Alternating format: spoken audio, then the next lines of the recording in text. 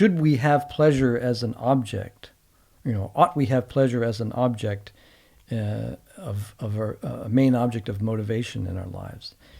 And I think in the end, it's a very thin sort of doctrine. It doesn't go very far.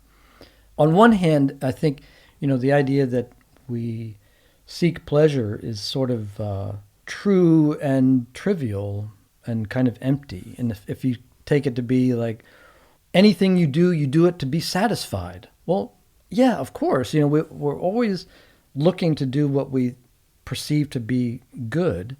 Even when we might be doing something that we kind of know is bad, we think, well, maybe I can get away with it, or maybe, it'll be okay, this time. We want to accomplish certain things that don't necessarily lead to pleasure, and in doing them, they're unpleasurable, even if the end is sort of gives us some pleasure.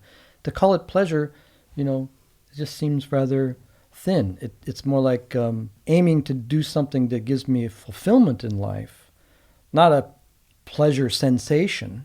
I don't seek pleasure sensations.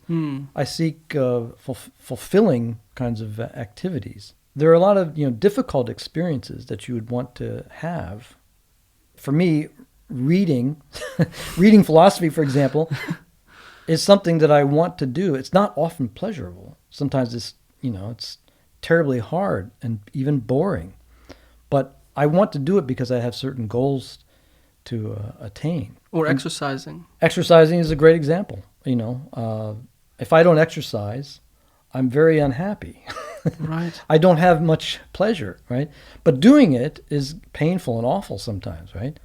And so you might say, well, okay, you're just postponing your hedonism. You're willing to put up with a certain amount of pain, and then to attain the pleasurable result in the end. Sometimes, but another way to conceive of pleasure, I think, is something not that we aim for. And the more you aim for pleasure, I think the more desperate your aim will be, because then you'll always be, well, okay, I didn't get the pleasure, so I got to go to something else that's going to give me pleasure. And then these things tend to be short-lived, and so when the pleasure runs out, you're on to something else. Pleasure is it's a byproduct of an activity. So it's not the aim of the activity. It's the result of what you're doing. And if you think of pleasure as a result instead of the aim, you're actually more likely to have pleasure from it. And so you will pursue those things, those activities that you think are worthy. I think it's really important to be sad when it's appropriate, right?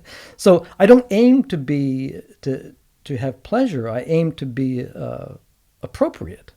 If a friend of mine dies, I don't think about, well, how can I feel better about this? How can I, get through this so I can feel pleasure again? Or what is pleasurable about this? There's nothing pleasurable about it. But remember your friend. You're sad about it. It's important to be sad about it because you're going to miss this person. That's an important part of life. There's nothing about pleasure that I'm interested there, right? So there are lots of things that we do without regard to the pleasure that we get from them or that result from them. Did I answer your question? I think so. I think the answer is somewhere in there.